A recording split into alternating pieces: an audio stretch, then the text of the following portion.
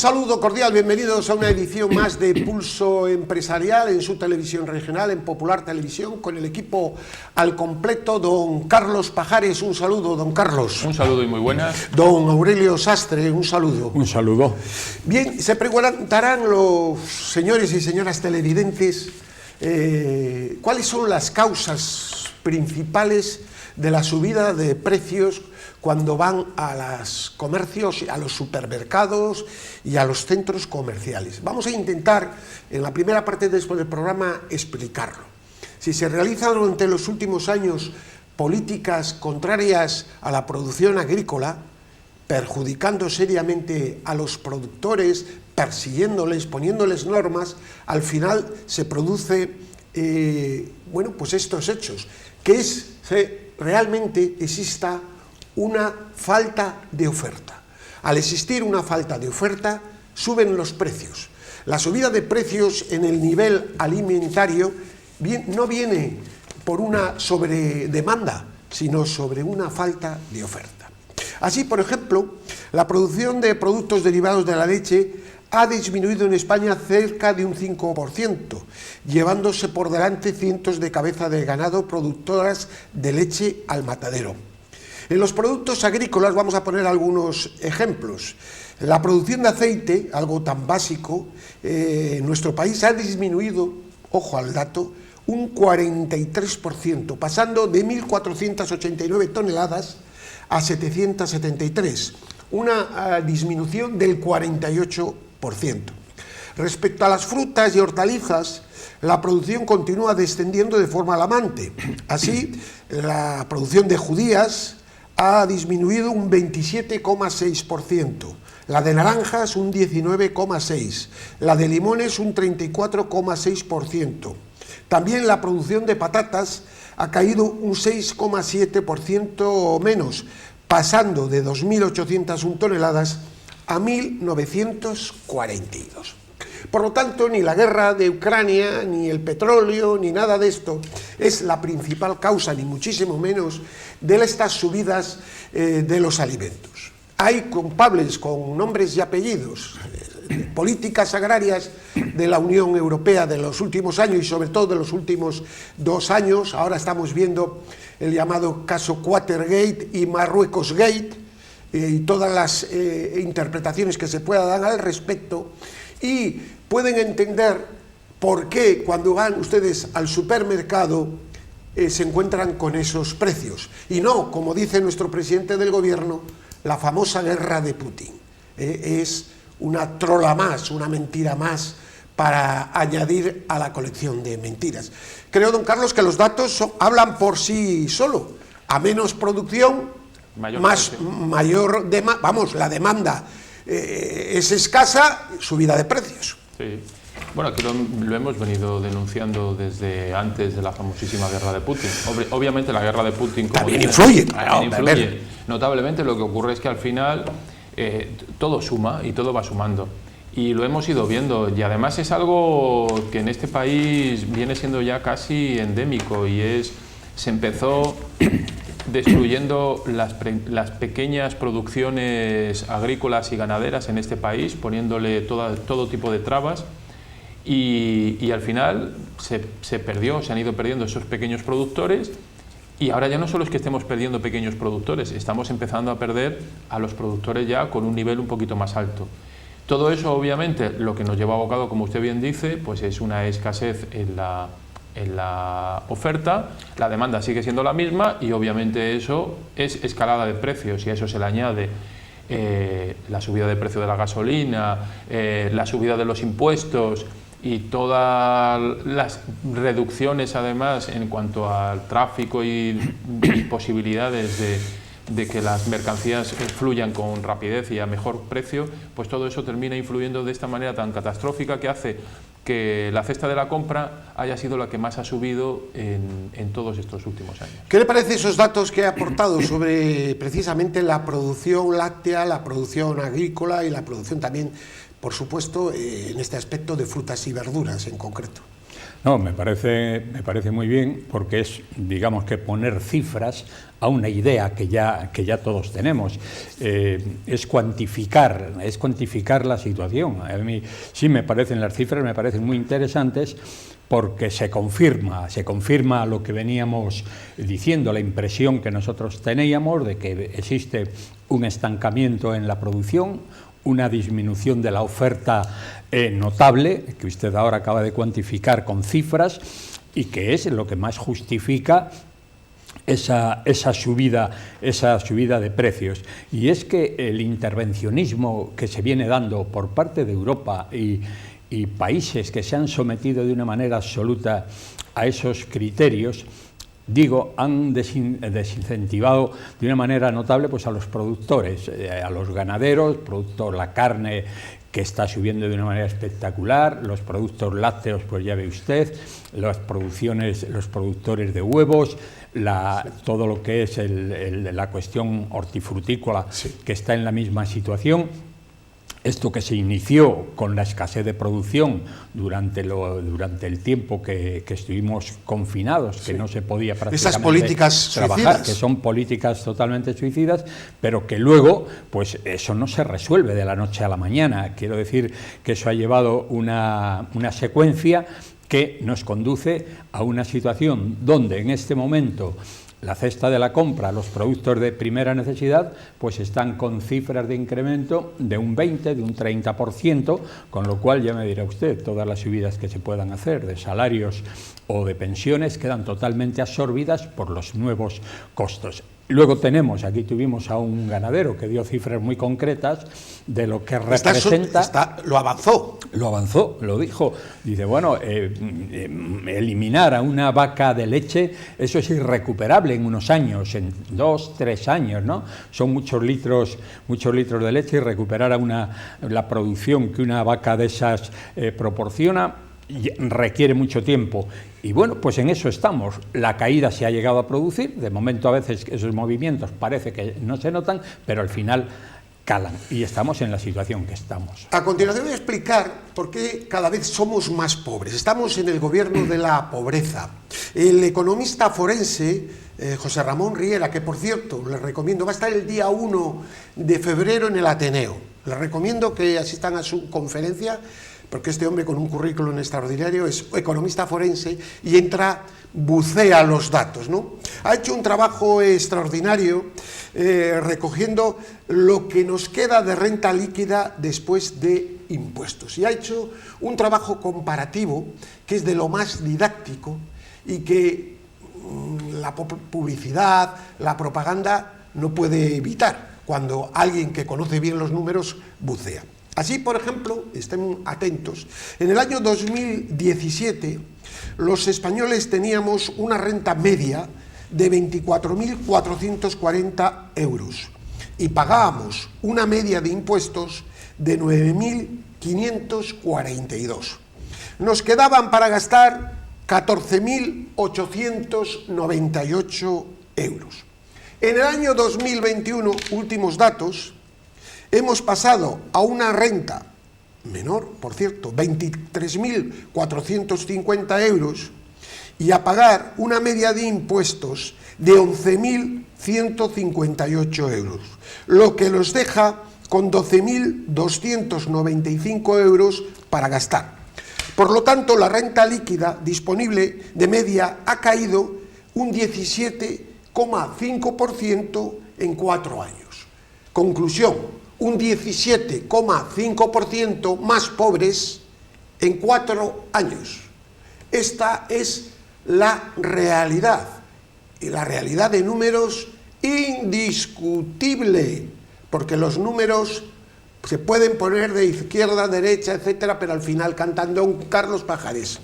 No, y eso habría que añadir. Buen trabajo de... Muy bueno, pero eso además habría que añadir, porque dice, bueno, eso es renta disponible, pero la capacidad de compra con esa renta también ha disminuido por la subida de precios. Por la subida de precios. Esto es de renta disponible, es verdad, claro, es verdad, lo hablado. Entonces, a la renta disponible uno le tiene que poner la capacidad que tiene de compra con esa renta disponible, y esa capacidad de compra se ha visto muy disminuida y se está viendo muy disminuida. Con lo cual, no es que seamos un 17% pobres, más pobres por renta, sí, pero somos todavía muchísimo más pobres. Bueno, yo creo que es en lo que se está. Pagar cada día más impuestos con esa sensación o esa idea que nos quieren transmitir de que no somos capaces de nosotros gestionar nuestras propias necesidades y hay un Estado magnífico y maravilloso que es el que nos va a proveer de todo, va a ser el gran Estado proveedor. ¿Para qué necesitas la renta disponible? ¿Para qué necesitas tener ese dinero si al final el Estado te lo da todo? Tú no te preocupes, que nosotros te proveemos. Esa es la dinámica en la que estamos, es la que poquito a poco va calando cada día más y en la que yo creo que es la que va a conseguir que este país se convierta en uno de los países que ya está siendo más pobres de Europa.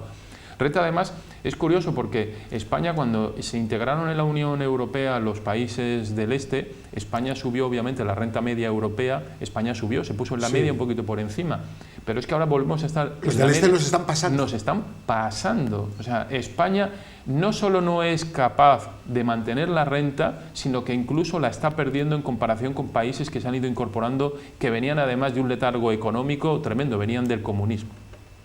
Don Aurelio, ¿qué le parecen los datos? No, vamos, me parece que son datos clarificadores, ¿no? Y que dicen, justifican plenamente la situación que en este momento... Perdone, es una pena, ¿verdad?, que los medios habituales no hagan este tipo de trabajos, ¿verdad?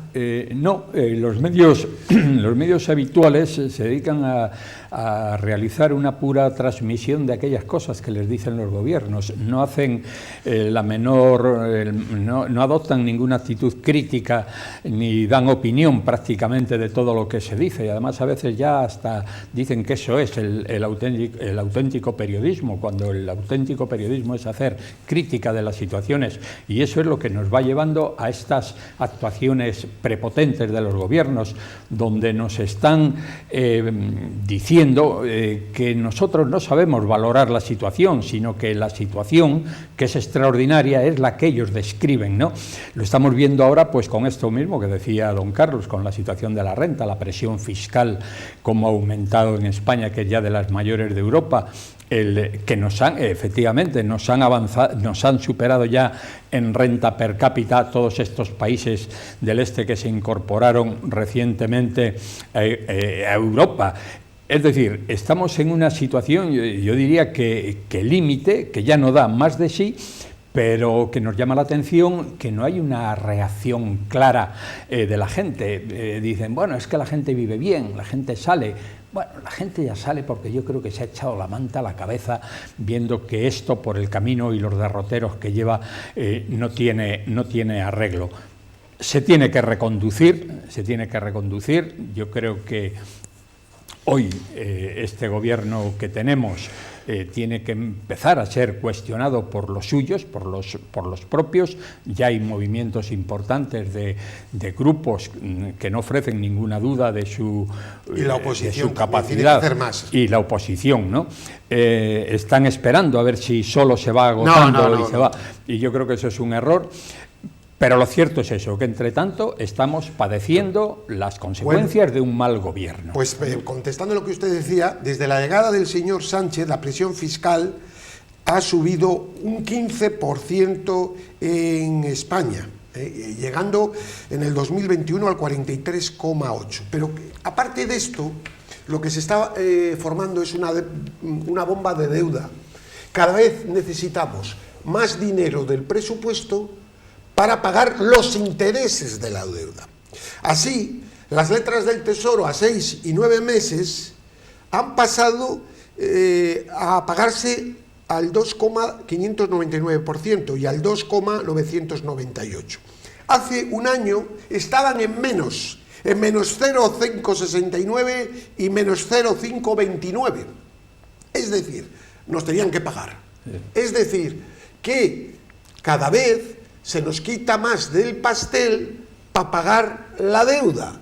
Luego cada vez somos más pobres y estamos generando una especie de bomba que a partir de marzo, cuando el Banco Central Europeo vaya restringiendo la compra de deuda, puede ser un gravísimo problema. Va a ser un grave problema interno dentro de la Unión Europea, como aquel que se discutió, porque va a haber países que se nieguen a avalar más. Don Carlos Pajares. Bueno, de hecho, la subida en el precio de la deuda pública española viene muy motivada precisamente por cercana falta de compromiso por parte del Banco Central Europeo de comprar la deuda española. Eso ya está tensionando el precio de nuestra deuda. Está tensionando porque los inversores ven el que hace ahora mismo una compra, no la hace para 6 meses, la hace para 1 año, para 2 años, bonos de letras, etcétera. Bueno, sí, la hace de 1 año, pero ya no sabe, lo que se está poniendo en tela de juicio es la liquidez y la capacidad del gobierno español de hacer frente a esa deuda ingente que no hace más que subir, porque además, como no va acompañada, todavía no va acompañada, mejor dicho, no con medidas de restricción del gasto, sino todavía con todo lo contrario, con incremento de gasto y además gasto corriente, porque si dijéramos que está el señor Sánchez... La inversión ha bajado mucho, el tema de carreteras, etcétera, muchísimo. Porque si por lo menos estuviéramos hablando de inversión, que dices, bueno, es un gasto que de manera puntual, que acaba mal hecho, mal gestionado, no aprovechas esa sobrecantidad económica para hacer frente a los pagos que tienes de deuda atrasado, dices, bueno, pero se acaba en el momento que lo ejecutas, pero es que encima estamos incurriendo en una serie de gastos y de compromisos que no son en 1 año o en 2. Estamos viendo la subida de los salarios de los funcionarios, estamos viendo la subida de las pensiones, estamos viendo la subida de gasto descontrolado, el número de asesores. El otro día leía un artículo que decía que el señor Sánchez y su gobierno es el que más gasto en asesores y más número de asesores ha tenido. Esto, como usted bien dice, se está preparando una bomba de deuda tremenda, que a ver cómo termina. Don Aurelio.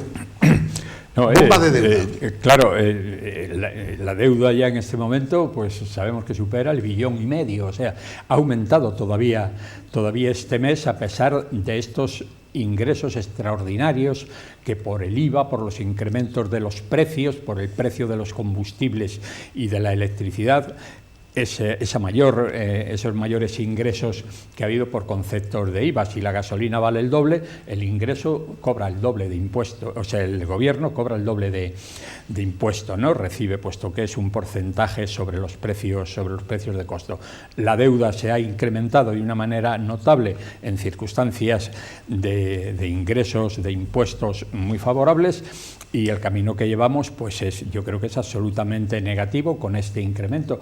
Los intereses de la deuda van a representar un costo casi inasumible para el Estado, y no sé cómo pensarán hacerlo. Parece ser, hoy además Europa nos está presionando mucho, porque el dinero que está llegando de Europa no se sabe hacia dónde va ni cómo se está invirtiendo. Lo cierto es que aquí estamos en unas condiciones pésimas, con un 12% de paro, casi con un 4% es el déficit, es decir, que se gasta más que lo que se ingresa, y sin un cambio, no vemos un cambio de actitud por parte del gobierno, porque siguen regalando, incentivando pues a las comunidades autónomas que les presionan y que les mantienen al gobierno. En fin, hay una situación que puede decirse de auténtico despilfarro, con ministerios que no sirven absolutamente para nada, nada más que para gastos o para hacer leyes como el sí es sí.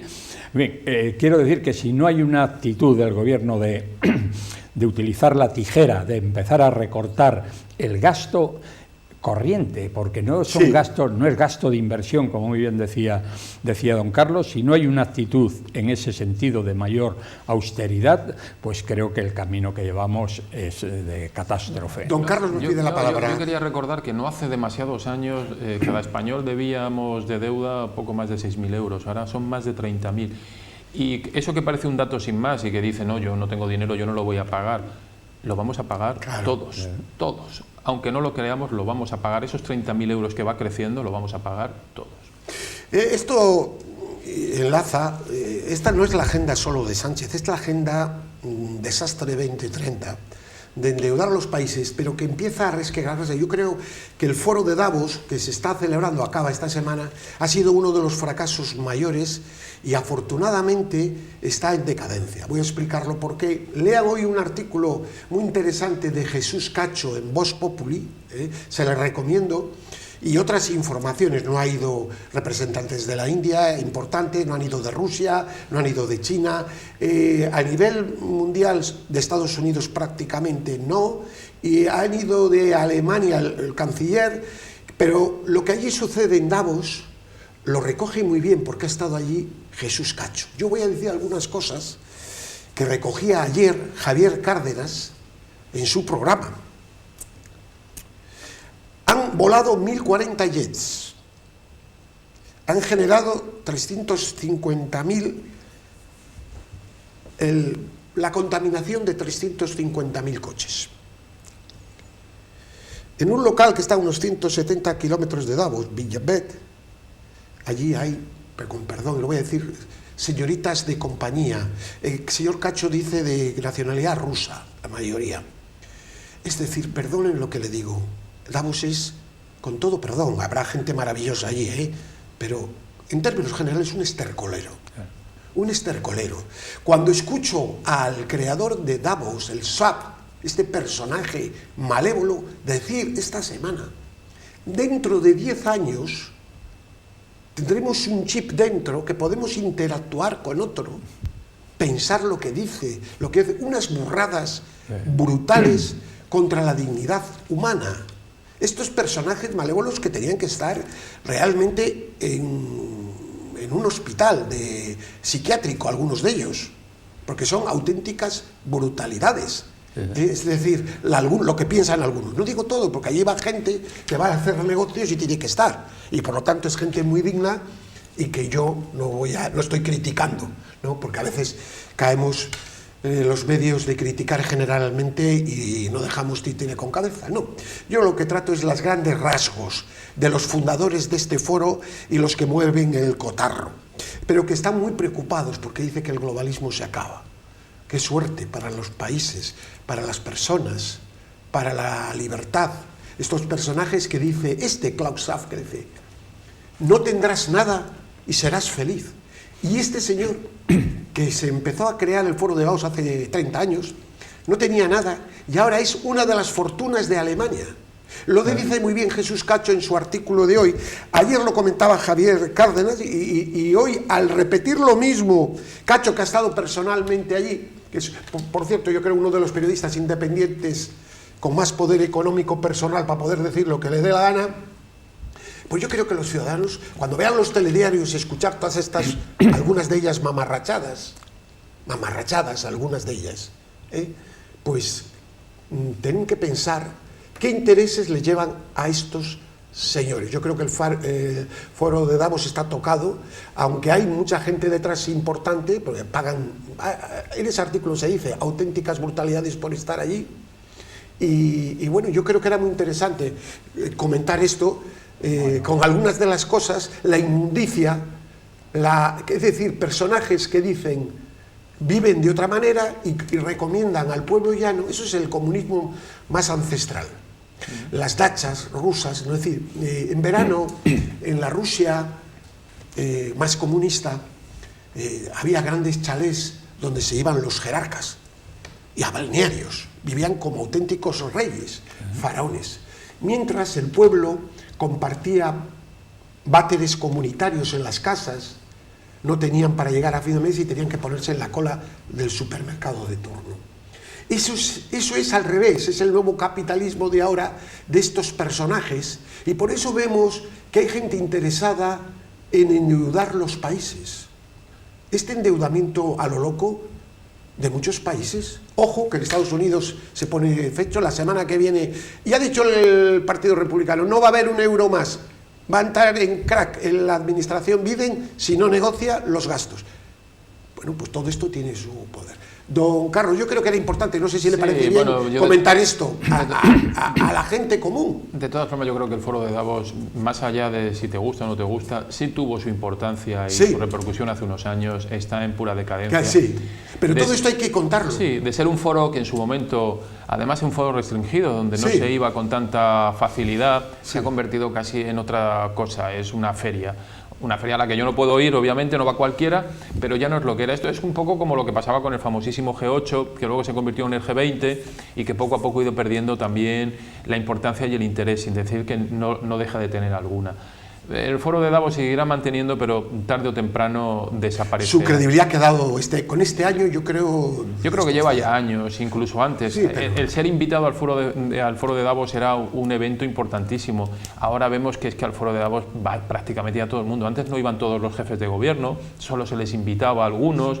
su presencia allí era un reconocimiento de importancia internacional. Ahora ya vemos que es que va cualquiera, se apunta y ya no es. Nos quedan 2 minutos, don Aurelio. Bueno, yo creo que efectivamente la asistencia y Sí, el bombo y platillo que se le da y solo la asistencia de Sánchez a un foro de estos ya demuestra la decadencia de esa organización, ¿no?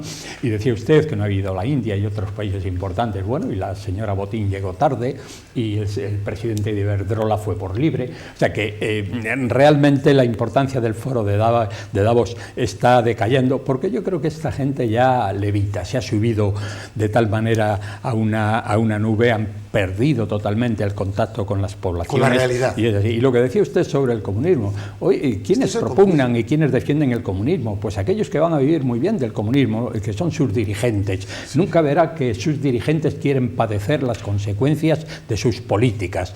Ellos saben que si implantan un sistema comunista, ellos van a estar en la cumbre y no van a padecer. Vea usted cómo viven, por ejemplo, en los países que esté implantado, como puede ser Cuba, la China, ya Venezuela. Qué bien viven los dirigentes y cómo vive el pueblo, ¿no? Bueno, pues es que estas cosas se saben cuando se ha preocupado uno también de conocer, y desde muy joven, qué es el comunismo, cuáles son las ideologías y a dónde nos llevan.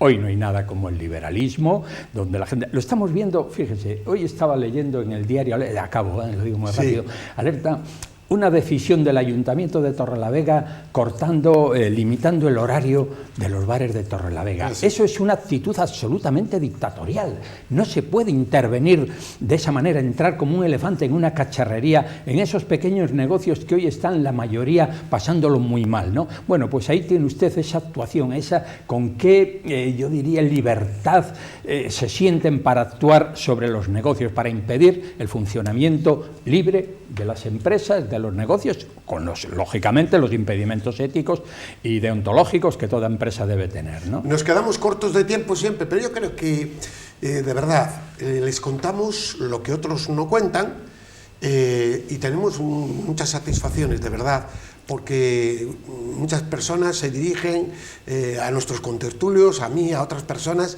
agradeciendo este tipo de informaciones que están ahí en la realidad. No somos más listos que nadie y solo que nosotros las comentamos, otros, allá ellos, las callan. Yeah. Don Carlos Pajares, un saludo. Muchísimas gracias. Don Aurelio Sastre, muchísimas gracias. Paz y bien.